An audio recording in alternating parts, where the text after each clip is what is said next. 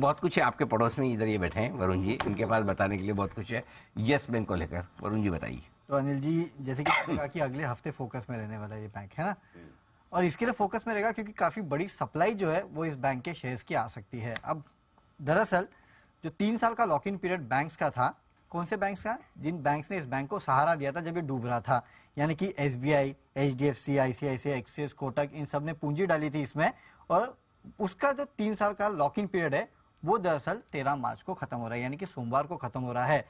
इन्होंने जब 2020 के आसपास जब इसमें पूंजी डाली थी तब आरबीआई ने कहा था कि आप इस कंपनी में 3 साल तक अपना हिस्सा बेच नहीं सकते। एसबीआई को कहा गया था कि आप अपना हिस्सा जो है 26% के नीचे नहीं ला सकते, और बाकी जो निजी बैंक थे उनको कहा गया था कि आप अपना हिस्सा जो है वो 75% के नीचे नहीं ला सकते। इसके लिए लॉक इन पीरियड था। बाकी बैंक्स को 13 मार्च को अलॉट किए गए थे शेयर्स, एसबीआई को 14 मार्च को अलॉट किए गए थे शेयर्स, और उसका लॉक इन जो है अब खत्म होने वाला है। अब ये लॉक इन जब खत्म होगा तो भारी भरकम शेयर्स जो है बिकने के लिए मार्केट में आ सकते हैं। करीब 900 करोड़ शेयर्स है जो कि मार्केट में बिकने आ सकते हैं, यानी कि कुल इक्विटी का अगर आप देखेंगे तो 31% के आसपास की जो इक्विटी है वो अब फ्री हो जाएगी बिकने के लिए, यानी कि ये जो बैंक्स है इसको बेचने के लिए पूरी तरह से तैयार हो सकते हैं। और वैसे भी हम सुन ही रहे थे कि किस तरह से एसबीआई अपना हिस्सा जो है वो यहाँ पे घटाना चाहता है। इनफैक्ट आपको याद होगा कि जब एसबीआई ने हिस्सा लिया था 48% के आसपास का था, उसके बाद एफपीओ आया तो हिस्सा घट के करीब 30% के आसपास हो गया।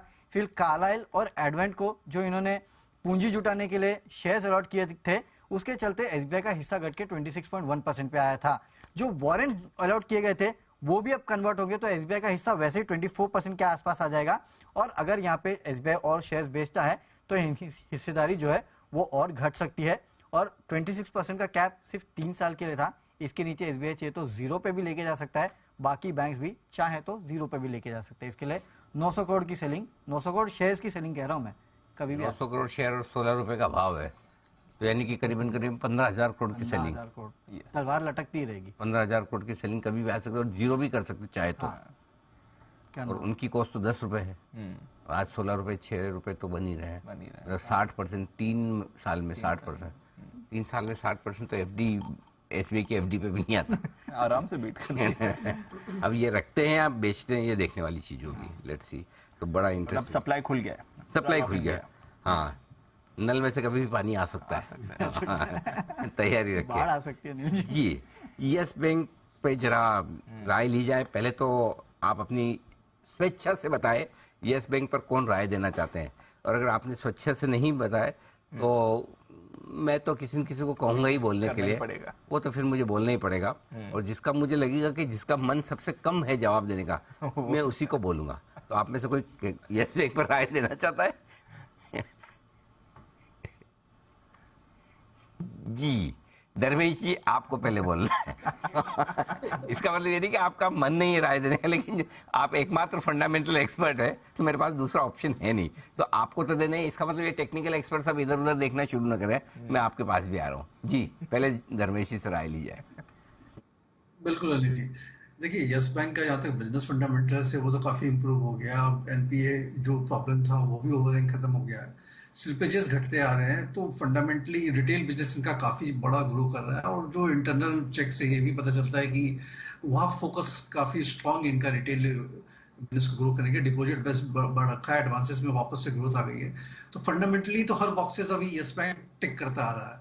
अब रही बात ये शेयर सप्लाई ओवरहैंग की, जो लॉक इन पीरियड खत्म हो रहा है, तो अनिल जी एक बात तो क्लियर है कि ये मार्केट सेल तो होगा नहीं।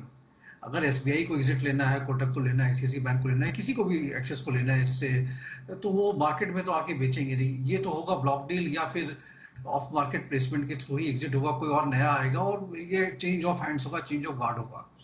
तो मुझे नहीं लगता है कि इसके कारण स्टॉक प्राइस में कोई करेक्शन आएगा।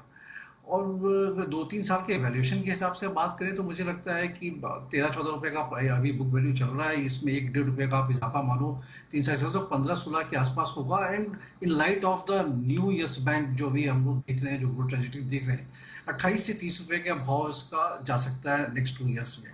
सो फंडामेंटली तो मुझे नहीं लगता है कि अभी हरी में कोई ये लोग एग्जिट लेंगे, और लेते भी तो ऑफ मार्केट लेंगे तो उससे मार्केट को ज्यादा चाहिए नहीं, और जो सामने से नाम आएगा वो बढ़िया या पावरफुल नेम ही आएगा इसको लेने के लिए। सो मौजूदा भाव पे ये 16.5 पे वापस गिरा, बीच में 21-22 का हो रखा था, तो बाई करने की सलाह रहेगी। और 2 साल का अगर नजरिया हो तो 28 से 30 रुपए का टारगेट भी आप इसको होल्ड कर सकते हैं। 2 साल के व्यू से खरीदे, अगर आपको गिरावट आती दिखे